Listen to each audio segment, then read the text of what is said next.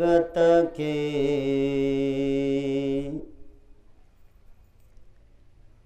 चले धम्म के पंथ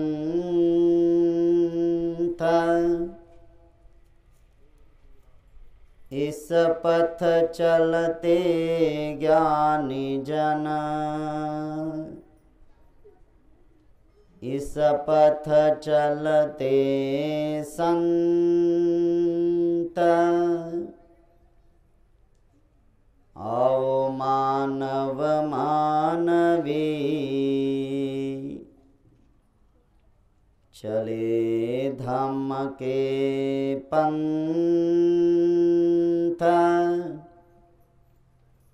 कदम कदम चलते हुए दुर्जन होवे संत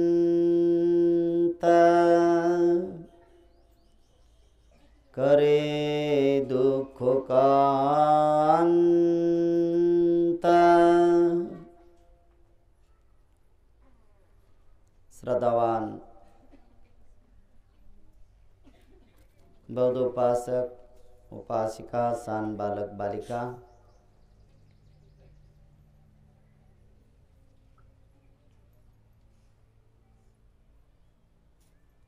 पौर्णिमेचा हा पवित्र दिवस यासाठी जसा चंद्र पूर्ण प्रकाशित होऊन तो पृथ्वीला दैदीप्यमान करतो, तशाच प्रकारचं या पृथ्वीवर आपण राहत असताना आपण दैदीप्यमान बनलो पाहिजे। हा खरा भगवान बुद्धाच्या धम्मातला हेतू आहे की प्रत्येक माणूस जन्माला येतो आणि प्रत्येक माणूस मरतो। जन्म मरणाचं जे चक्र सुरू आहे, या जन्म मरणाच्या चक्राच्या संबंधी आपण खूप चांगल्या प्रकारचं जाणलं पाहिजे की जोपर्यंत हे चक्र सुरू आहे तोपर्यंत दुःख सुरू राहणार आहे। मनुष्याची जात अशी आहे की संपूर्ण दुःख दूर करण्याच्या प्रयत्नात असू शकतो आणि माणसाने जर का दुःखातून मुक्त होण्याचा प्रयत्न केला तर तो या भवबंधनातून या भवचक्रातून लोकचक्रातून मुक्त होण्याचा प्रयत्न करणार आहे।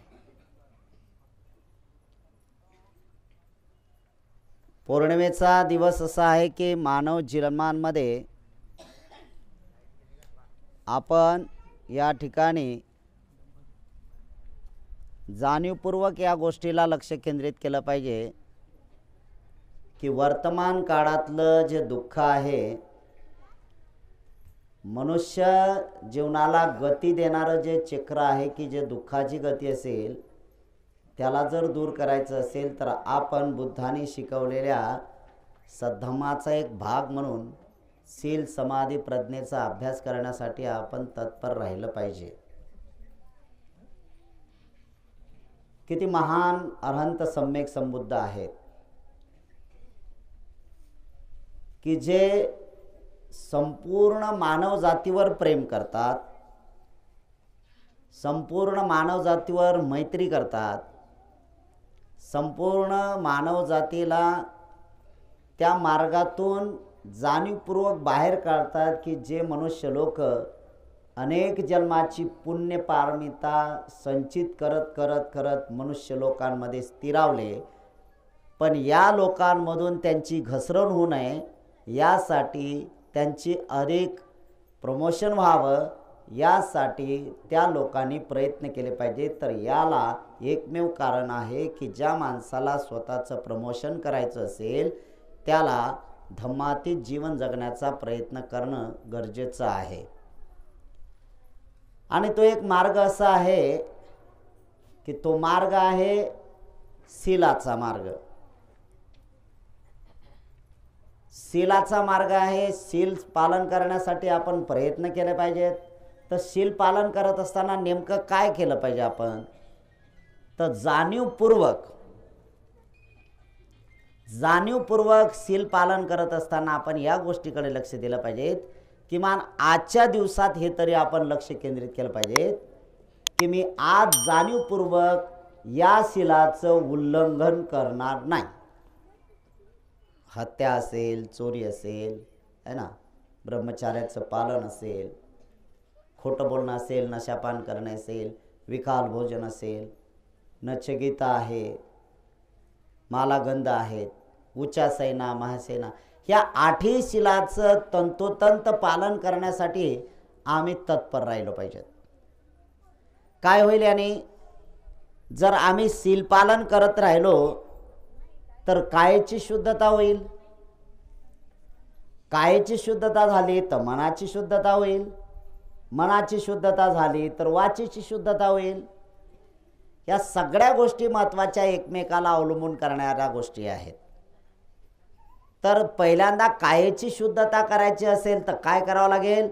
तर कायेची शुद्धता करायची असेल तर बुद्ध म्हणतात की तुमच्या कायेनं 3 कर्म होऊ नये. हत्या, व्यभिचार आणि त्यानंतर चोरी होऊ नये. याला अगदी पुष्ट करण्याचं काम केलं पाहिजे आपण. एवढं जबरदस्त काम केलं पाहिजे. या गोष्टीकडे एक लक्षित केंद्र केलं पाहिजे की आजच्या दिवशी काही जरी झालं तरी मी या गोष्टीपासून दूर राहण्याचा प्रयत्न करणार आहे. त्याच्यानंतर दुसरं आहे की वाणीचे कर्म मी दुरुस्त केले पाहिजेत. काय वाणीचे आहेत? तर जाणीवपूर्वक मी सत्य बोलण्याचं काम केलं, म्हणजे खोटं बोलण्याचं काम नाही आहे. मी चुगली करणार नाही, मी चहाडी करणार नाही आणि मी कोणाची निंदा करणार नाही, व्यर्थ बळबळ करणार नाही. या 4ही गोष्टींचं वाचेनं पालन करण्याचा प्रयत्न केला पाहिजे. सगळ्यात महत्त्वाचं आहे की मनाचे कर्म आहेत. मनाच्या कर्मामध्ये कोणाचा राग करता कामा नये, द्वेष करता कामा नये आणि मत्सर करता कामा नये. या 3 गोष्टीचं पालन करत असताना या 10ही गोष्टी आपल्याला संकलित करायच्या आहेत आणि हळूहळू याच्यात पारंगत होण्याचा प्रयत्न आपण केला पाहिजे. आता एक महत्त्वाचं आहे की भगवंताच्या हयातीमध्ये ह्या सगळ्या गोष्टी स्वतः भगवंत होते, त्यामुळे लोक येत होते. आणि त्या काळामध्ये लोक येत असताना काय करत होते? तो उपोषित करत होते. काय उपोषित करत होते? तो उपोषित करत होते की स्वतःचं चित्त निर्मळ करण्यासाठी आपण आपल्याला आलंबन झालं पाहिजे. आपण आपल्याला आलंबन केलं पाहिजे. काय केलं पाहिजे? की एक सीमा आखून दिली पाहिजे आपण, की ज्याप्रमाणे जसं घरात म्हटलं की 4 भिंतीच्या आतमध्ये घरामध्ये आपलं जसं आपण सीमा आखण केलेलं आहे, पण शील पालन करण्यासाठी आपल्याला अशा पवित्र ठिकाणी जावं लागेल की ज्या ठिकाणी शील, समाधी, प्रज्ञेचा अभ्यास निरंतरता केल्या जात असते. आपण इथं आलात, सगळ्यांनीच मग अशी विचारलं, प्रसन्न वाटलंय? वाटलंय. कारण इथे कुठल्या शीलाचा भंग होत नाही. इथं प्राणी पण येतात. इथं प्राणी येतात. कुठल्या ठिकाणी प्राणी येतील? नंबर 1, अशा ठिकाणी प्राणी येतात की जिथं मनुष्य वस्तीच नसेल त्या ठिकाणी प्राणी येतात. आणि नंबर 2, अशा ठिकाणी प्राणी येतात की जिथं मनुष्य वस्ती आहे, पण त्या मनुष्य वस्तींमधले जे मैत्रीचे तरंग आहेत अशाच ठिकाणी ते प्राणी येत असतात. लांडगे तुमच्या घरी येतात का? नाही येत. साप येतात घरी तुमच्या? नाही येत. पण या जागेवर येतात. हरणी कधी येतात का घरी तुमच्या? नाही येत. कारण इथं हरणी येतात, जंगली प्राणी येतात, डुकरं येतात, सगळ्या इथं जे जे प्राणी आहेत, पक्षी पण येतात, मोठे मोठे पक्षी येतात, मोरा सकट प्राणी येतात इथे.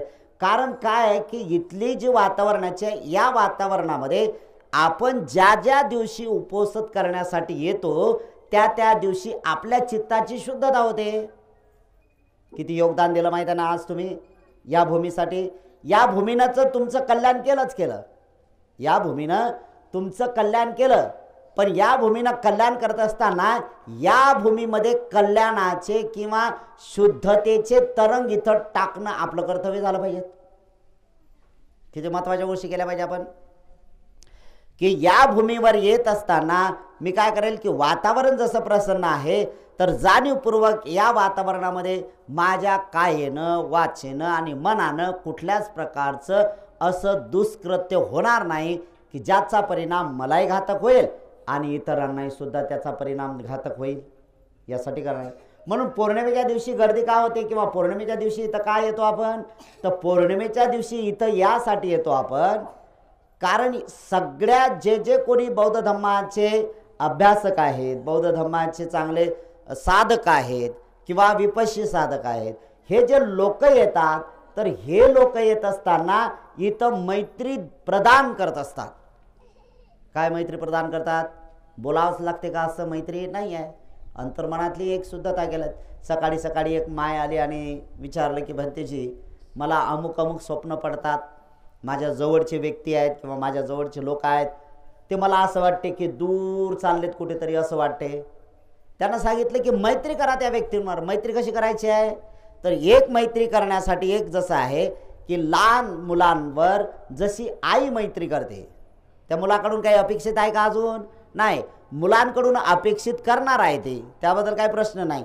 ते लहान मुलगा काय करते का नाही, पण लहान मुलाला करत असताना त्या मुलाकडून काहीच अपेक्षा नाही की ते पुढे भविष्यात करेल नाही करेल, पण एक आहे की त्याचं संगोपन करत असताना त्याला किती इमाने इतबारे वेळेवर सगळ्या गोष्टी केल्या जातात. दूध वेळेवर पाजल्या जाते, त्याची आंघोळ वेळेवर केल्या जाते, त्याला लागणारं सगळं व्यवस्थित पोलवलं जाते, ह्या सगळ्या गोष्टी करतायत की नाही.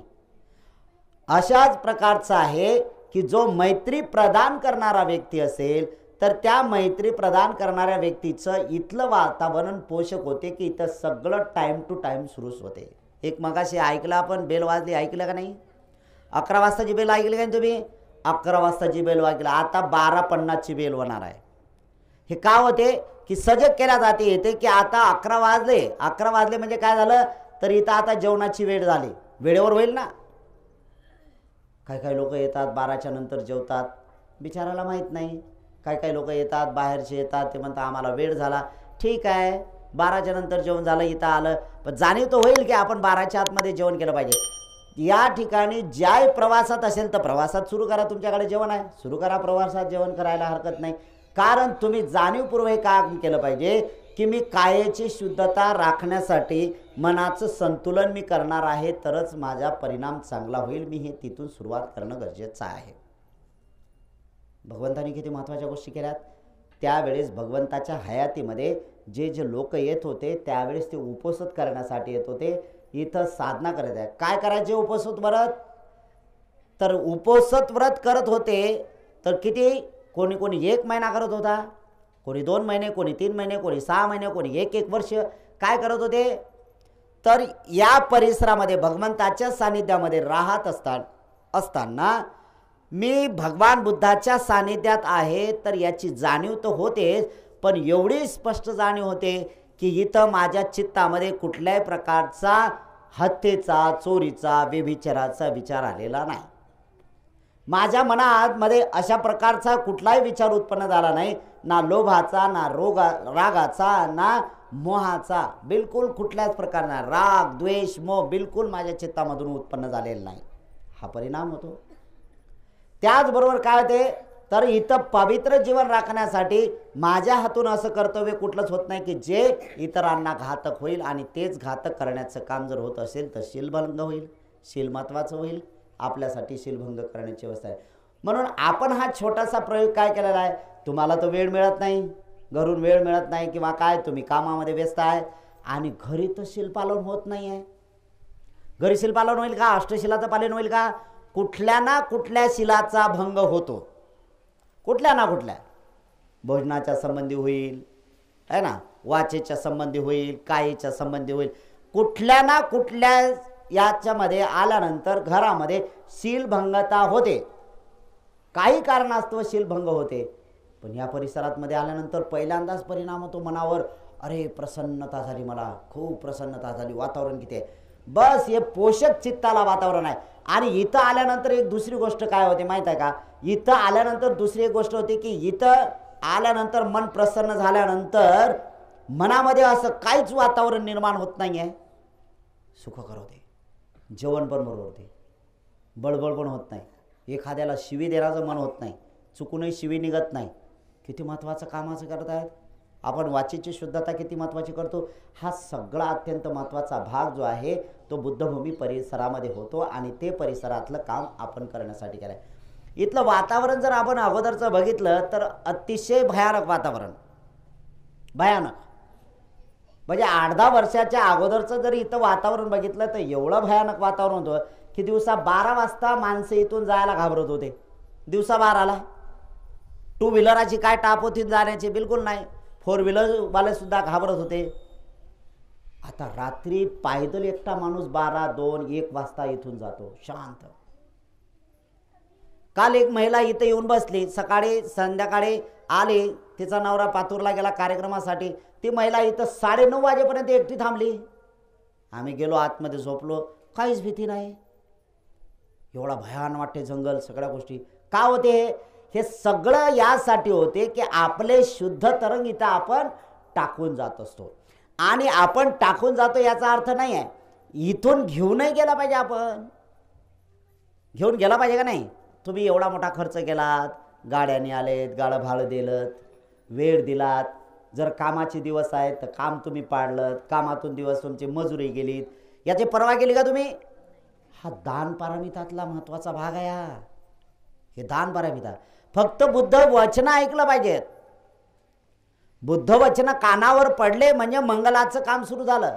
बुद्ध वचनामध्ये एवढं प्रभावी आहे जीवन जगण्याची. इथून पासून आम्हाला सुरुवात करावं आणि इथून पासून जर आम्ही सुरुवात केली तर त्याचा परिणाम शुद्धतेच्या मार्गाने होणार आहे. आणि शुद्धतेचा परिणाम करण्यासाठी आम्ही तिथलीच एक महत्त्वाची सुरुवात करणं गरजेचं राहणार आहे. म्हणून मी काय करतो, याकडे मला बुद्धाच्या जीवनाच्या संबंधी अधिक जानकारी मिळाली पाहिजे, यासाठी मी प्रयत्नशील राहिले पाहिजेत. शील समाधी प्रज्ञेचा अभ्यास केला पाहिजे. भगवान बुद्धाची आपण फक्त वाणी ऐकतो म्हणून असं नाही आहे. इथं जाणीवपूर्वक भगवान बुद्धाची प्रॅक्टिकल विद्या इथं आपण साथ केलेली आहे. काय आपण आत्मसात केलं की भगवंत बघा किती आहेत. आपण इतिहासामध्ये बुद्धाने त्यांच्या धम्मग्रंथ वाचला का नाही, की सिद्धार्थ बोधिसत्वाने ग्रहत्याग केला, खडतर तपश्चर्या. किती वर्ष खडतर तपश्चर्या केली? 6 वर्ष खडतर तपश्चर्या केली. राजकुमार आहेत, काय कमी होतं त्यांना? काहीच कमी नाही. गादीवर झोपणारे त्यावेळेस 3 महाल आपण ऐकलं ना, बाबासाहेबांनी लिहिलेलं. किती महाल होते? 3 महाल होते. हिवाळ्याचा वेगळा, आपण किती भाग्यवान लोक आहोत त्यांच्यामुळे. उन्हाळ्याचा वेगळा, पावसाळ्याचा वेगळा. एवढं ऐश्वर्य जीवन त्यांचं संपन्न असून सुद्धा त्यांनी ते त्यागलं का नाही? असं इतिहासामध्ये आहे. आणि असं महाप्रजापती गौतमी त्या सिद्धार्थ गौतमाला म्हणते. ज्यावेळेस ग्रहत्याग केला ना त्याने, हनुमान नदी सोडली ना, हनुमान नदी सोडली, केस वपन केले, तलवारीने केस कापले आपले आणि घोडा सोडून दिला. महानामाच्या हस्ते त्यांनी वस्त्र परिधान केलं आणि तिथून गेल्यानंतर हे लोक सगळे कपिल वस्तू नगरीचे लोक त्यांच्या पाठीमागे आहे. मावशी पण आहे ना, मावशीची कीर्ती, वय झालं तिचं, हातपाय सुजले आणि एकच ध्यास होता तिला, अरे राजा नको रे असं करू, तुला झोप कशी लागेल?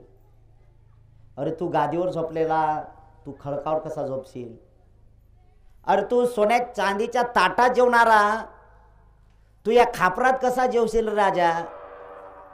अरे तू इथं चांगलं जेवण, तू चांगलं पंचपक्वानादी जेवण जेवणारा, अरे तू भीक मागून कसा जीवन जगशील रे? काय देणार आहेत ते लोक? किती अनंत उपकार आहेत त्या भगवान बुद्धाचे माहीत आहेत आपल्यावर. अरे राजमहालातलं ताजं अन्न खाणारा लोक त्यांच्या पात्रात शिळं अन्न टाकायला सुरुवात केली लोकांनी. तेही सुद्धा त्यांनी तशाच प्रकारची स्वीकार केला. ठीक आहे, तुम्ही देताय ना शिळा, अरे पुण्य पारमिता वाढू द्या, तुमची दान देण्याची वृत्ती वाढू द्या, हे सुद्धा त्याला काय कमी होतं त्याला? आणि ते केलं.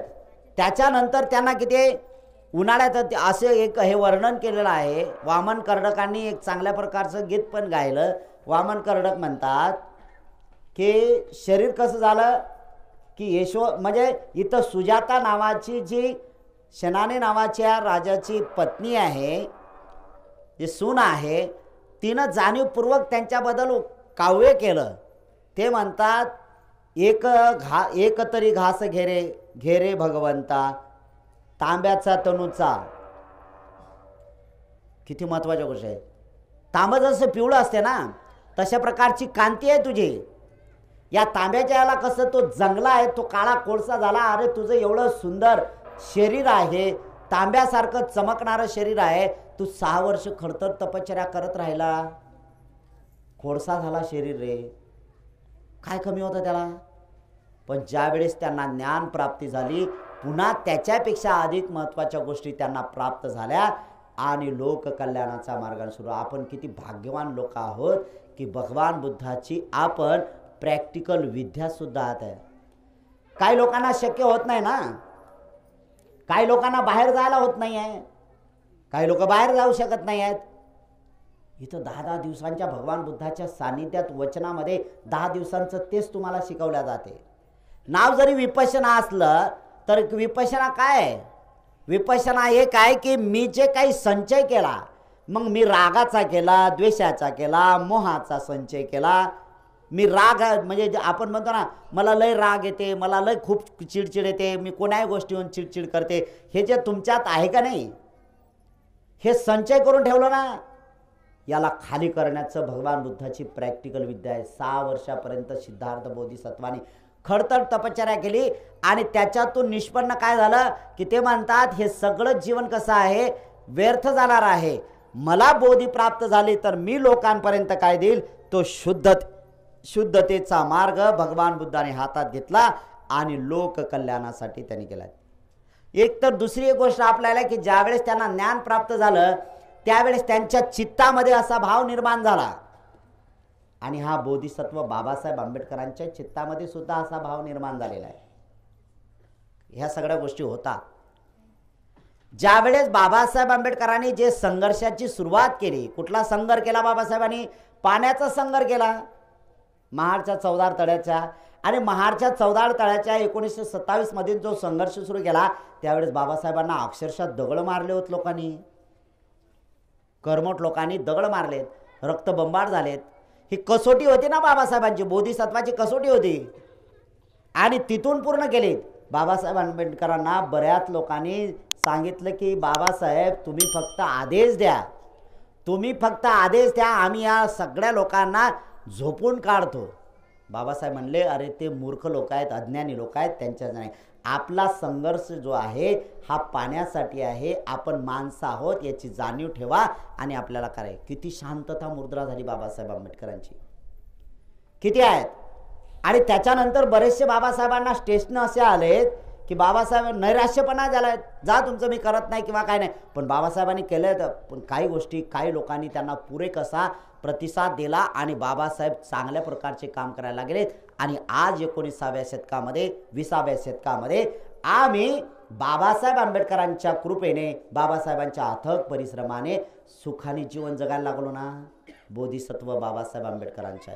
आणि ज्या बोधिसत्व बाबासाहेब आंबेडकरांनी ज्या बुद्धाचा आदर्श घेतला तो आदर्श आपणही सुद्धा तेवढ ठेवला पाहिजे. आणि मग तिथं सुद्धा बुद्धाच्या मनामध्ये बोधिसत्व प्राप्त मुक्त अवस्था झाली आणि बुद्धत्वाचे त्यांच्यामध्ये जे गट्स निर्माण झाले, बुद्धत्व प्राप्त झालं. त्या बुद्धत्व प्राप्त झाल्यानंतर त्यांच्याही चित्तामध्ये हा भाव झाला की हे जे ज्ञान आहे हे सर्वसाधारण लोकांना पचणार नाही, हे विद्वान लोकांना सुद्धा पचणार नाही. मग सर्वसाधारण लोकांचं काय होईल, मी हे ज्ञान लोकांपर्यंत वाटत नाही.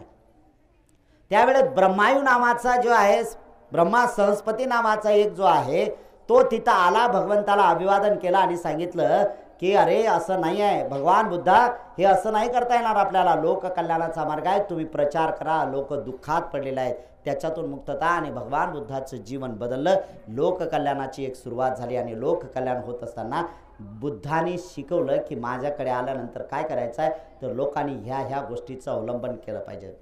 पहिल्यांदा शील पालन करणं शिकणं महत्त्वाचं आहे. मग समाधीचा मार्ग अवलंबन आहे आणि समाधीच्या मार्गामध्ये ज्यावेळेस स्पष्टता होते त्यावेळेस प्रज्ञा प्राप्त होईल. आणि आपण सुद्धा बुद्ध कशी विपश्यना करत होते, बुद्ध कशा विपश्यनेचा मार्ग करत होतात ते या ठिकाणी आपण प्रॅक्टिकल जीवन जगण्याचा प्रयत्न करतो.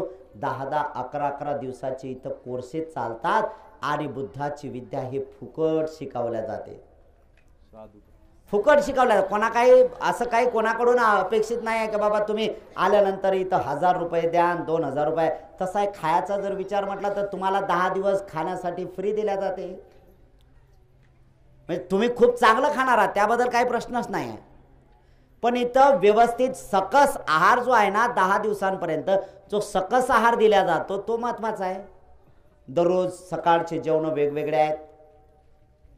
सकाळचे जेवण आज हे जेवण झालं तर उद्या दुसरं जेवण आहे, तिसऱ्या दिवशी जेवण आहे. नाश्त्याचं तसं आज नाश्ता हा झाला तर 7 दिवसांपर्यंत, 8 दिवसापर्यंत, 10 दिवसांपर्यंत अलग अलग नाश्तेसुद्धा दिल्या जातात. का केल्या जातात की बाबासाहेब आंबेडकरांनी जो मार्ग दिला मानव म्हणून आदर्श जीवन जगण्याचा, आम्ही मायबाप म्हणून आदर्श जगलो पाहिजेत. यासाठी आमची संतान चांगली निघाली पाहिजे. त्यासाठी मायबापांनी शील समाधी प्रज्ञेचा अभ्यास करण्यासाठी पुढे सरसावलं पाहिजेत आणि तो एक आदर्श निर्माण केला पाहिजे. आज जे नवीन लेकरांसाठी महत्त्वाची भूमिका जे होते ना ते इथूनच होत आहे. या बुद्धभूमी परिसरामध्ये जे चांगल्या प्रकारचं काम होते इथं चांगल्यात चांगलं काम जे होते ना तर एक आहे की लहान लहान लेकरांना धम्म शिकवल्या जाते. तुम्ही धम्म शिकवता का लहान लेकराला? नाही शिकवत. तुम्ही तर त्याला धम्म शिकवायला म्हटलं तर कसं होईल. इथं त्या लेकरांच्या मनानं काम केलं जाते आणि त्यांना हळूच बुद्धाचं शील सांगितलं जाते. अरे शील असं पालन करावं लागते, शील असं अशा गोष्टी त्यांच्याकडून शीलपालनाची प्रक्रिया पूर्ण केल्या जाते. तुमचे लेकरं तुम्ही इथं 10-10 दिवस नाही इथं 3-3 दिवसाचे कोर्स लेकरांसाठी चालतात. ते लेकरांचे कोर्ससुद्धा आपण घेतले पाहिजेत. हे तुमच्यासाठी आहे. इथं या तरंगामध्ये तुम्ही आलं पाहिजेत. आणि हे करत असताना काय करता मी जाणीवपूर्वक या गोष्टीकडे लक्ष केंद्रित करत असतो लोकांचं की हे जे काय केलं ना हे मी एक निमित्त म्हणून आहे. पण एक सगळ्यात महत्त्वाचं आहे की हे जे तुम्ही देताय ते जे दान देताय ते हे तुमच्यासाठी नाही देत किंवा माझ्यासाठी नाही. बिसंगपाला तुम्ही दान देताय का? नाही देताय. मला काय दान देणार आहात तुम्ही? माझ्या मायबापानं नसतं तुम्हाला दान दिलं, मायबापानं दान दिलं तुम्हाला. त्यांची भावना ती आहे ना. आणि मग जर मायबापाने दान दिलं असेल तुम्हाला तर तुम्ही मला काय दान देणार आहात? काय द्यायचं. पण एक सगळ्यात महत्त्वाचं आहे की जगवण्यासाठी तुम्ही जो आहार देता खूप महत्त्वाचा आहे. मला जगायला पाहिजेत ना. भंतेजी आता काही लोक असे आहेत, काही काही श्रद्धावान असे लोक आहेत ना, खूप श्रद्धावान लोक असे आहेत की भंतेजीला सन्मानपूर्वक घरी जेवायला बोलावतात. कंटाळा बिलकुल येत नाही, बिलकुल नाही. किती दिवस आले त्या भंतेजी चला आमच्या घरी जेवायला. किती पुण्यपारमिता वाढत चालली त्या लोकांची, किती पुण्यपारमिता वाढत भंतेजीला आहे. ठीक आहे आमच्या घरी नाही तर इथं डबा आणून देतात. भंतेजी इथं जेवण करा. किती महत्त्वाच्या गोष्टी होतात. पुण्यपारमिताचं जीवन पूर्ण करण्यासाठी ह्या सगळ्या गोष्टी करणं गरजेचं आहेत ना. आणि हे आहे तेवढं आहे की त्या लोकांनी जाणलं की बाबा भंतेजी या सगळ्या. आणि भंतेजी लोक काय करणार आहेत? भंतेजी लोक हे करणार आहे की तुम्हाला शील समाधी प्रज्ञेचा अभ्यास शिकवतात तशाच लेकरांवर परिणाम चांगला होईल. संतान जर चांगली निघाली तर सगळं व्यवस्थित काम होईल आणि संतांसाठीच तुम्ही लोक काम करतात. हे सगळं काय काय लोक म्हणतात का नाही हे कोणासाठी आहे? समजा घर बांधलं तर कोणासाठी? लेकरासाठी. शेतीवाडी घेतली कोणासाठी घेतली? लेकरासाठी घेतली. नोकरीवर लावायचं आहे, नोकरीवर लागला कोणासाठी? त्याच्यासाठी आहे. मग सगळं करत असताना एक महत्त्वाचं आहे की तो तुमचा व्हावा यासाठी सुद्धा तुम्हाला काहीतरी करणं गरजेचं आहे. म्हणजे बुद्धाची जी शिकवण आहे ती शिकवण तुम्ही त्या ठिकाणी जाणीवपूर्वक केली पाहिजे तरच तुम्ही त्या लेकरांना चांगलं घडवू शकता. आणि हा आदर्श बुद्धभूमीच्या या केंद्रातून होताना साकारताना दिसतंय. मग ते जे काय तुम्ही दान कर्म करतात, जे दान कर्म करतात ते दिसतंय आपल्याला. मला असं वाटते की अकोला जिल्ह्यात मीच नाही माझ्यासारखे अनेक भिक्षू आहेत, चांगले आहेत, त्याबद्दल काही प्रश्नच नाही आहे. खूप मोठे आहेत. काही काही भिक्षूंचे एवढ्या पुण्यपारमिता झालेल्या आहेत. पण एक आहे की तुमच्या बलावर तुमच्या श्रद्धेतून जे काही निर्माण होत आहे ना इथं एवढ्या कमी वर्षामध्ये एवढी मोठी भूमी ही निर्माण झाली. आणि निर्माण होत असतानाही सुद्धा इथं योगदान देणारे भरपूर लोक आहेत. खूप लोक आहेत इथे योगदान देणारे. तुम्हाला लांब पडते किंवा लांब येता येतं ठीक आहे, पण लांब पडणाऱ्या लोकांना किमान एका महिन्यातून तर येऊन इथे बघा. आणि ह्या सगळ्या गोष्टी करा.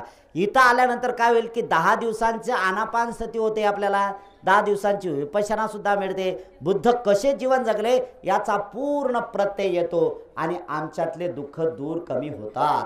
आणि आमच्यातले दुःख दूर कमी झाले की आम्हाला सुखाने जीवन जगण्याचा मार्ग मोकळा झाला असं समजून चला. हे आम्हाला कर्तव्य करावं लागेल, याची सुरुवात आम्हाला करावं लागेल. आणि जोपर्यंत आम्ही हे करत नाही तोपर्यंत आम्हाला काय करणार आहे, काहीच नाही आहे. दान कशासाठी दिलं पाहिजे किंवा दान धर्म काय म्हणून आहे, तर ज्या दानातून इथं चांगलं निष्पन्न होते आणि या दानातून इथं आल्यानंतर जर चांगल्या प्रकारचे इतर आणि एखादा व्यक्ती जर इथं दुःखातून मुक्त झाला तर किती चांगलं होईल. तुम्हाला जाणीवपूर्वक सांगतो, लोक येतात ना इथं साधनेला येतात, 10-10 दिवसांचे कोर्स करण्याला येतात ना, तर 10 दिवस कोर्स करायला येतात तर कसे येतात माहीत आहेत का, ते एवढे दुःखी रोगी येतात. लोक विचारू नका आम्हाला अमुक दुःख आहे तमुक दुःख आहे. काय काय लोक म्हणतात एवढं दुःख आहे की सांगता येत नाही. काय काय लोक म्हणतात शारीरिक दुःख आहे, मला शरीराचं दुःख आहे, माझं अमुक दुखते तमुक दुखते, हे दुखते ते दुखते, असं चालू आहे. काय काय लोक त्याच्यातून आहे काय सांगणार हो, माझं एवढं दुःख आहे, मला काय सगळं माझ्याकडे पैसा आहे, अमुक आहे तमुक आहे, सगळ्या गोष्टी आहेत, पण माझ्याकडून मला सुखच नाही आहे. पण ज्या दिवशी 10 दिवस पूर्ण केल्या जाते, 9 दिवस पूर्ण होतात आणि 10व्या दिवशी येतात ना, चेहऱ्यावर सगळा बदल होतो, हसून जातात आणि ते लोक इथे करतात. तुम्ही लोकांनी जे दान कर्म केलंय, तुम्ही जे लोकांनी दान कर्म केलं, तर या दान कर्माचे इथं जे आहेत, समजा साधना करायचे असतील तर साधना करायला शेत पाहिजे का नाही. जसं आपण इथं बसलोय, सावलीत बसलो का नाही आपण, मग सावलीत बसलो तर हे कोणीतरी दान केलेलं आहे ना, हे दान कर्म केलेलं आहे. त्यांचे एक महत्त्वाचं नाही, त्यांची पारमिता किती आहे. तुमच्या महिलांमध्ये एखाद्या महिलांमध्ये शांततापूर्वक ऐकला आणि तिच्या मनामध्ये जो धर्मधारण झाला, किती लाभ होईल. सगळं क्रेडिट त्या माऊलीला जाते ना की त्याच्या संशय दिला. अशाच प्रकारचं अनेक लोक दान कर्म करतात. काय काय लोकांनी इथं झाडं नव्हते, बिलकुल झाडं नाही, हा पूर्ण माळरान आहे. हे त्या म्हणजे इथं गव्हर्नमेंटने, अकोला जिल्ह्याच्या प्रशासनाने, कलेक्टर ऑफिसने ही जागा जी आहे ना, हे अशी डिक्लेअर करून टाकली की इथं जनावराला चारा खाण्याची जागा नाही आहे. 7-8 वर्षात किती मोठं प्रकार झालं इथे, किती मोठे मोठे झाडं झाले. कुठून झाले हे, अरे या झाडांना सुद्धा मंगल मैत्री पाहिजे. हे झाडं सुद्धा मैत्रीच्या बलावून होतात, हे झाडं देत आहेत. मग अशी एकाने कोणीतरी आंब्याचं झाड आणून दिलं, किती महत्त्वाचं आहे. भावना किती आहे की इथं आणलं पाहिजे, झाडं आणले पाहिजेत. भविष्यामध्ये इथं झाडाची सुरुवात केली पाहिजेत. काय काय लोक झाडं आणतात आणि लोक आणतात ते स्वतःहून म्हणतात, मग अशी आणलं त्या व्यक्तीने झाड आणलं, ते म्हणले मी स्वतःच लावून देतो. किती भावना महत्त्वाची आहे. आणि त्या आंब्याच्या झाडातून पुन्हा एक मोठं झालं, भलाही त्याला 4-5 वर्ष 6-7 वर्ष लागतील, पण ज्यावेळेस होईल त्यावेळेस जे कोणी आंबे खातील ते किती प्रसन्न होईल. अरे याच्या आंबे आम्ही खातो. तुम्हाला नाही खाता येणार, पण तुम्ही दिलेल्या कर्मातून किंवा तुम्ही दिलेल्या दानातून त्याला हे मिळते ना, त्याची जीवनयात्रा सुखकर होते. अरे एवढं दान महादान कुठंच असू शकत नाही आहे. हे जे आपण सीटवर बसलात, हे जे बसले ना बघण्या, प्रत्येकाने नावं लिहून दिलेले आहेत, प्रत्येकाचे नाव आहेत. जे काय भला असेल त्याचे 2,000-2,500 रुपये काय किंमत असेल त्या किमतीला नाही, पण बसलेत ना तर आरामशीर बसलात. काही लोक आहेत ना, काही लोकांना बसण्याला खाली मांडी घालून बसण्याचा त्रास होतो. त्यांनी तर एकदा त्या खुर्चीवर बसल्यानंतर अरे माझ्यासाठी कम्फर्टेबल आहे, कोणाला क्रेडिट जाते, त्या लोकांना जाते. किती महत्त्वाचं आहे. इथं बोर करून दिला, डॉक्टरने बोर करून दिला. इथे पाणी जे पितो आपण, इथं पाणी दिलं गेलं. अरे किती महत्त्वाचं दान केलं हे आपण. सगळ्यात महत्त्वाचं आहे, इथं तुम्ही आलाय नव्हता, इथं बिलकुल आला नाही, आम्हीच तिथे सगळं फ्रेश होत होतो. इथं पाण्याच्या कॅना आणून ठेवल्या लोकांनी, ते आरोचं पाणी आहे, 50 कॅना आणून ठेवलेलं आहे. कोण करते हे. अरे ज्याच्यात धम्म आहे ते करतात ना. धम्म ज्याच्यात आहे, जो धम्माची वाणी ऐकतो, ज्यात आहे तो कर्म करणार आहे. त्याच्यासून एकाने आपण तरी असा प्रयत्न केला पाहिजे. ठीक आहे बाबा, ज्याने 50 दान आहेत, 50 कॅनी दिलेला आहे, किमान मी 5 दान तर करणार आहे. 5 विसपाचं 100 रुपये दान होईल ते. पण एक जर ग्लास पाणी पिला की अरे बरं वाटलं, आरोचं पाणी आहे, अपायकारक नाही, किती चांगलं दान होईल. किती महत्त्वाच्या दानाच्या गोष्टी होते हे बुद्धाने सांगितलं. आणि बुद्धाने तो एक तपश्चर्याचा भाग पूर्ण करत असताना बुद्ध जाणीवपूर्वक सांगतात, जर जीवन सफल करायचं असेल तर दानाशिवाय पर्याय नाही. कंजूशी दान नको बरं, बिलकुल कंजूसी दान नाही पाहिजेत, बिलकुल नाही. तुमच्याकडे भरपूर आहे, आम्हाला म्हणजे या दानापैकी असं दान. काय काय आहेत ना, दान देतात ना, कंटाळवानं दान देतात. चला बाबा तुम्हाला दान द्यायचं ना, काहीतरी प्रवृत्ती केला ना तुम्हाला, किंवा नाही, मी जाणीवपूर्वक सांगत असतो की तुम्ही दानी झाले पाहिजे, महादानी झाले पाहिजे. काय दान करायचं, किती दान करायचं तुम्ही ठरवा, मला ते, पण मी तुम्हाला त्या दानावर आणून ठेवण्याचा प्रयत्न करतो. दान कसं द्या की एक असे आहे की जो दानदाता, जो भोजन दानदाता आहे, जो भोजन दानदाता आहे ना, तो भोजन दानदाता भिक्षूच्या पात्रात ज्या वेळेस वाढतो का नाही, तो वाढत असताना त्याच्या शेजारी बसतो. शेजारी बसत असताना तो त्या भावनेने दान वाढतो की या भिक्षूंमध्ये रागातून द्वेषातून मुक्तता व्हावे, हे भिक्षू स्वतःपन्न व्हावे, हे भिक्षू सकृदागामी व्हावे, हे भिक्षू अनागामी व्हावे, हे भिक्षू अनंत पदापर्यंत पोचावे, या भिक्षूंची दुर्गतीतून मुक्त व्हावी, अरे ह्या सद्गतीतून आहे, आणि हे जन्म मरणाच्या चक्रातून मुक्तता व्हावी या भिक्षूंची. यासाठी मला काय करता येईल तर मी एनर्जी दान देण्याचं काम करतो या भिक्षूंसाठी, उपकार म्हणून नाही आहे, मला याचा लाभ झाला पाहिजे. हे दान कर्म करण्यासाठी ही संधी या भंतीजीने मला उपलब्ध करून दिलेली आहे.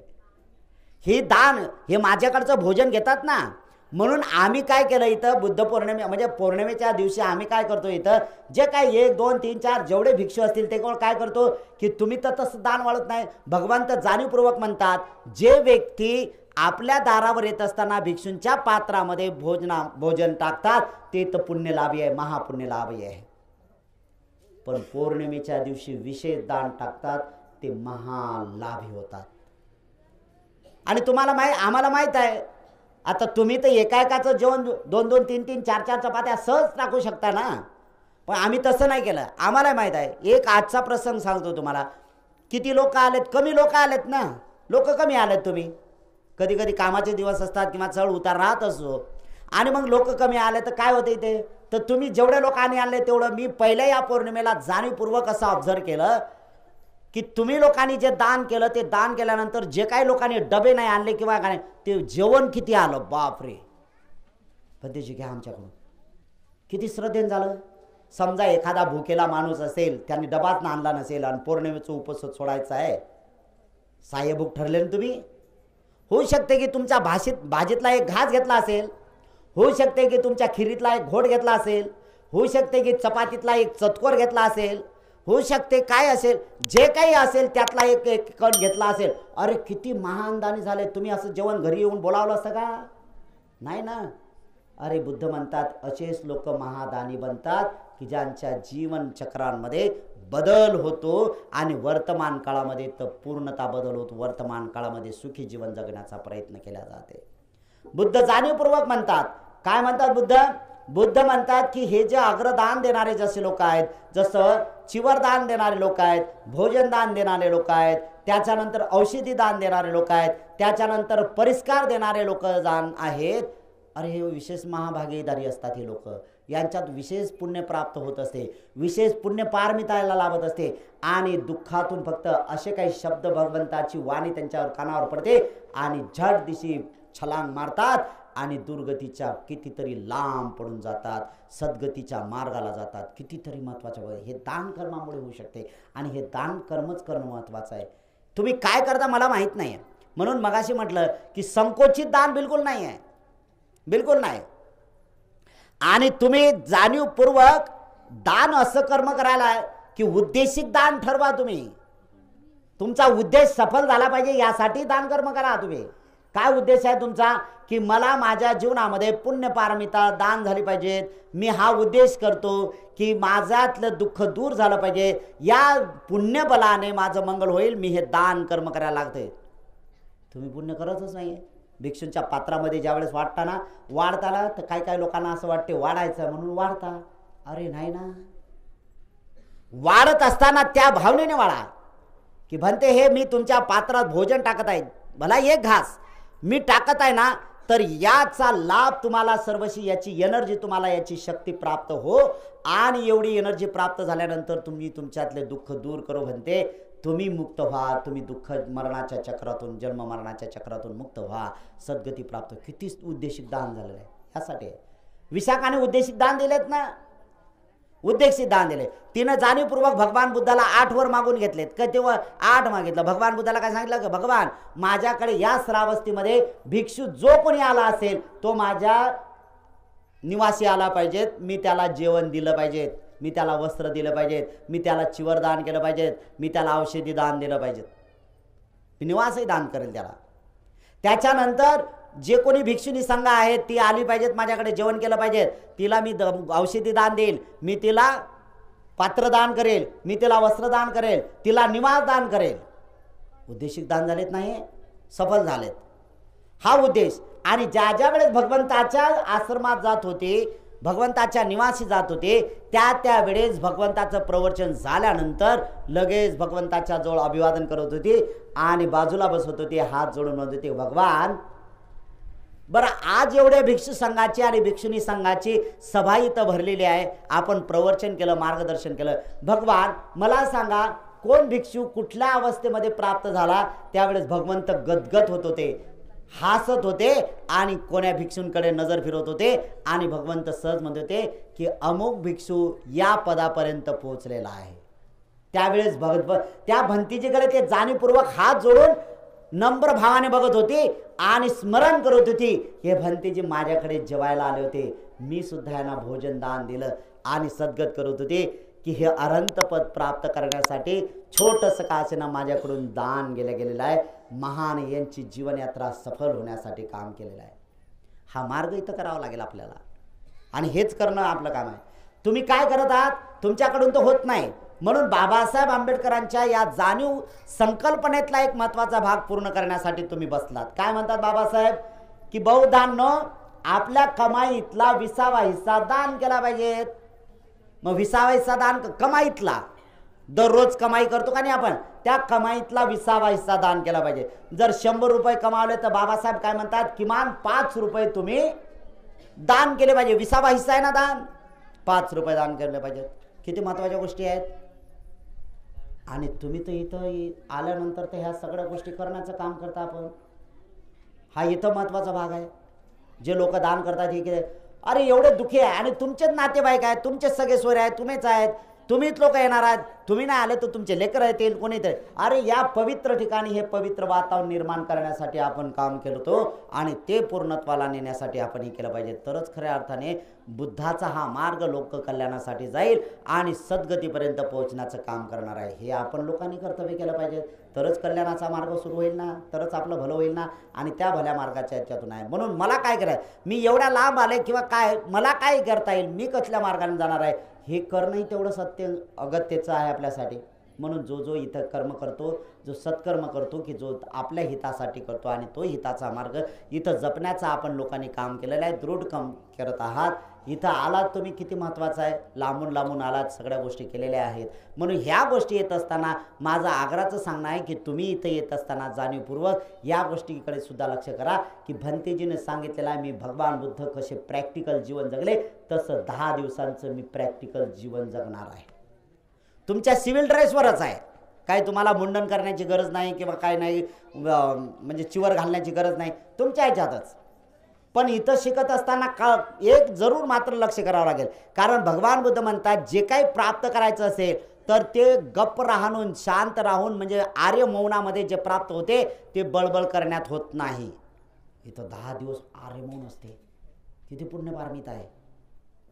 आपल्याला 5 मिनिटं शांत बसता येत नाही, इथं 10 दिवस कंटिन्यू न बोलता काम करतात. किती महत्त्वाच्या गोष्टी आहेत.